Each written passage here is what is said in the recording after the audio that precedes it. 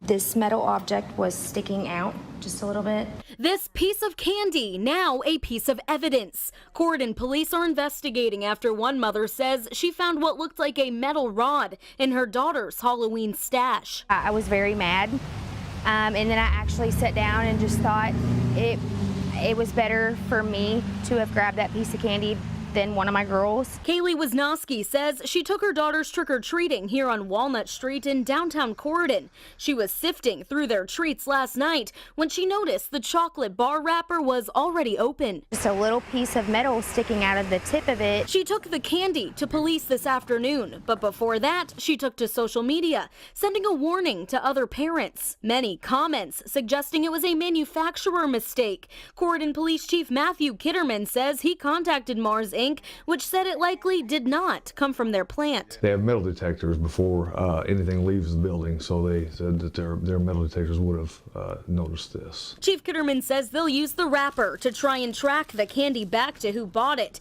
to see if this was intentional. You never know what people are capable of. My hope is that that's not what it is, but if it is, we will do what we have to do to bring them to justice. Chief Kitterman says he's never come across a case like this before, and it appears to be just as rare on a national level. Professor Joel Best at the University of Delaware has been tracking cases of sharp objects in Halloween candy since 1959. Tonight, New York City police want the public's help. Anything anyone may know about two young sisters from Saudi Arabia. The bodies of 22-year-old Rotana Faria and her 16-year-old sister Tala were found last week in the Hudson River, just off a Manhattan pier, bound together by duct tape around their ankles and waists. They were dressed in similar clothes, black leggings, and fur-lined black coats. Tala, the younger sister, had been reported missing. Their deaths remain a mystery. According to multiple sources briefed on the investigation, there are no signs of foul play.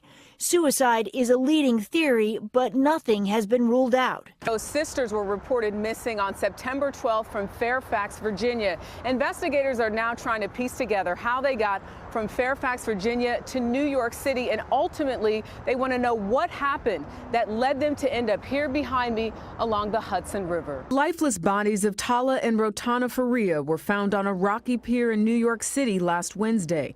Police say the sisters were bound together at their ankles and waists with duct tape. We are out to get justice for those two girls and to find out exactly what happened, what led them to be recovered in the water. The NYPD does not yet know if this is a homicide or suicide. They're also having a tough time tracking where the sisters were in the weeks leading up to their deaths.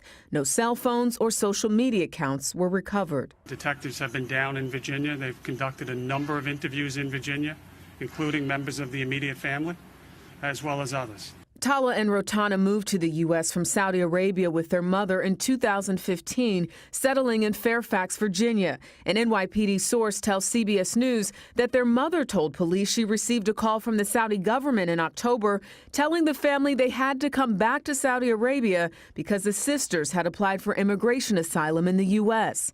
In a statement, the Saudi Consulate General said it will follow the case closely and that the sisters were students accompanying their brother in Washington.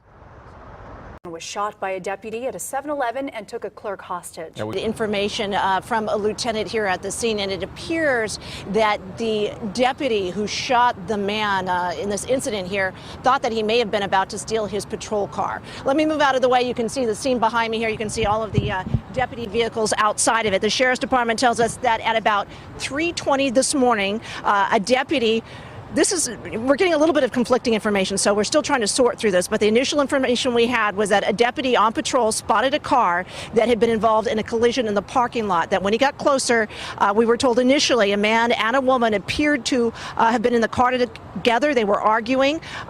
Initially, we were told that the deputy noticed the man hitting the woman and tried to intervene.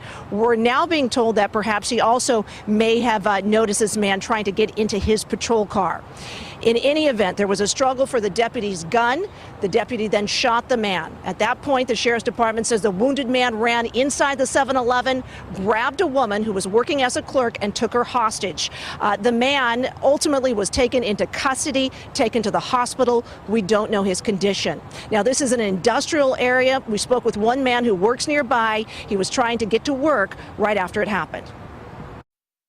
I can't get into work. This is the building right here I work in, so very surprised. I mean, normally I come in the morning, it's really quiet here. I mean, I come in at 4 in the morning, so it's very quiet.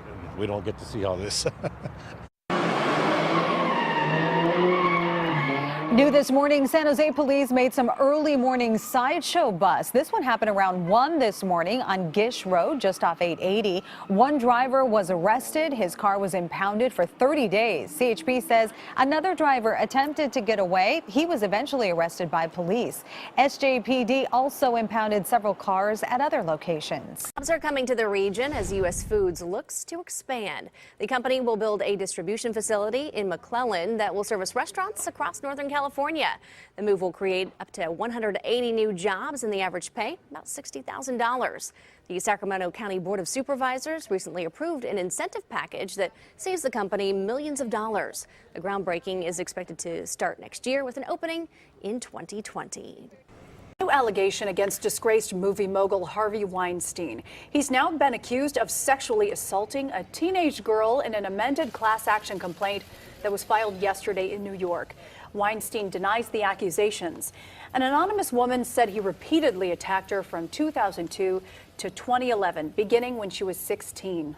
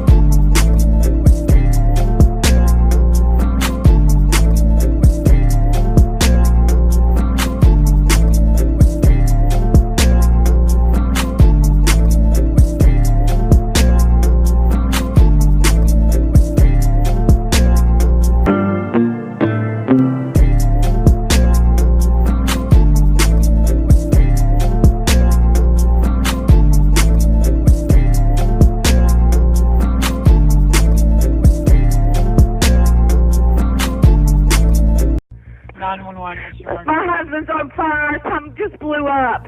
There was a gas leak at your house? Yes, ma'am, in the alley, which has been leaking. I told him to please check it. It had been fixed already. And I asked him to smell it, and he walked out and it blew up. Dr. Richard Williams was still conscious when help arrived, but eventually fell into a coma and died weeks later.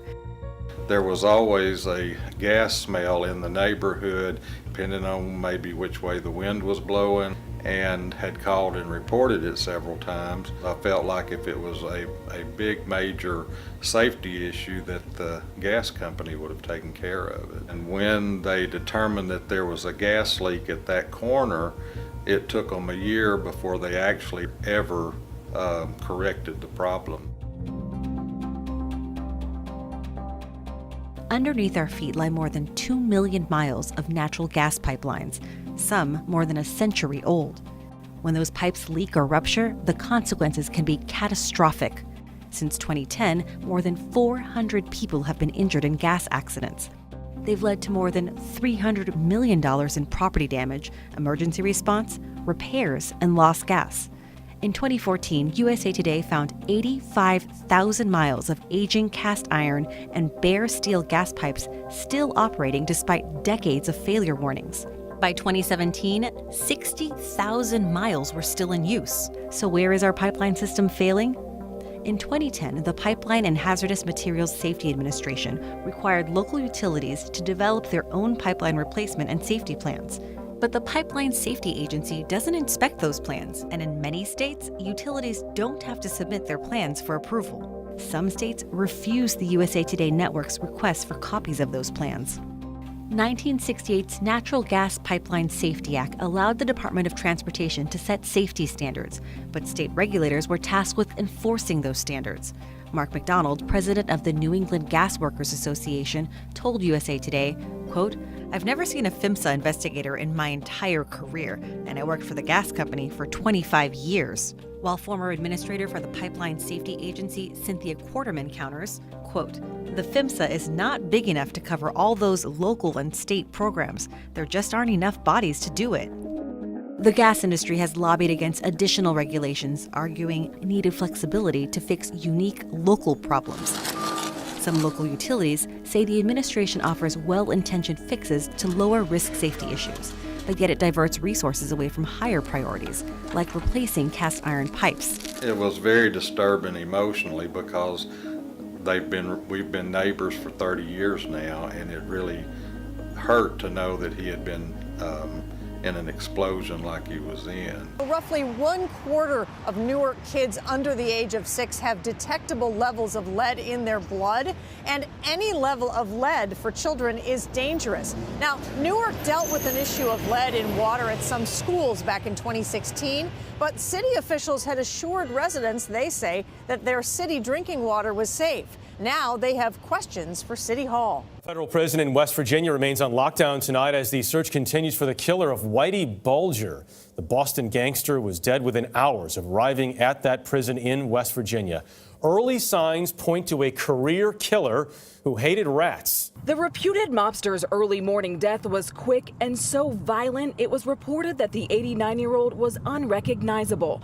The suspect, a mafia hitman, Freddie Giaz. The Boston Globe says Giaz is one of 2 inmates under investigation for gouging out Bulger's eyes while beating him in his cell Tuesday morning. Giaz, a career Massachusetts criminal, was in Hazleton for killing another mob boss in 2009. When I first heard that Mr. Bulger was killed in Hazleton, that's the first thing I thought was Freddie was there. Daniel Kelly represents Giaz. He was aware of Whitey Bulger. He had a distaste for informants. Bulger's violent death mirrored his life and made for gory movie scenes based on the maniac mobster. His death made headlines in the papers that made him infamous. The Boston Globe's Shelley Murphy has reported on Whitey Bulger's mob life for over 30 years and says in prison his cooperation with the FBI made him a target. Whitey Bulger went to bed that night, and by that morning at 6 a.m., people knew that he was there and were looking for him. And, as for Freddie Giaz, it doesn't take much, for a 51-year-old to beat an 89-year-old man in a wheelchair to death. Murphy says few people knew who Freddie Giaz was until now. In Freddie's mind, does Freddie feel like, he'll be a hero? Probably within the prison population, he would be. This is a guy who's serving a life sentence, and now he will be known as the guy who killed Whitey Bulger. Also making news, an open discussion with Chicago Police Superintendent Eddie Johnson took place today. He invited the community to clear up the social media firestorm surrounding the deaths of 2 women and others who've been reported missing. Actually were not allowed in the community meeting portion of this, but Superintendent Eddie Johnson making it clear that there is a possible link between those 2 women who were found dead, and police have actually found a person of interest. 26-year-old Shantia Smith, she was found dead last week in an abandoned garage, and 15-year-old Sandaria Davis, who was reported missing, was also found dead in an abandoned apartment. Now, to be clear, the medical examiner's office has not ruled their deaths homicides because more tests are needed. But the same man was reportedly seen with both of them before their disappearances. He's being held on an unrelated warrant in Tennessee. But social media has fueled outrage and speculation of a serial kidnapper on the loose. But police say that is simply not the case. In recent days, there were as many as 6 missing women. 4 have been reunited with family, and the other 2 mentioned earlier, Smith and Davis, who were found dead in those abandoned buildings. If there were a hint of a pattern or a serial kidnapper, whatever you want to call them, out there, trust me, we would be on that in a moment's notice. Like I said, the 6 cases, only 2 of them are related. Today's meeting was good, and I think we are better equipped to go out and put some rest to some of the suspicion in the neighborhood. Now, Johnson apologized to the community and the family of Shantia Smith for a comment he made yesterday saying that both deceased women were involved with drugs and prostitution.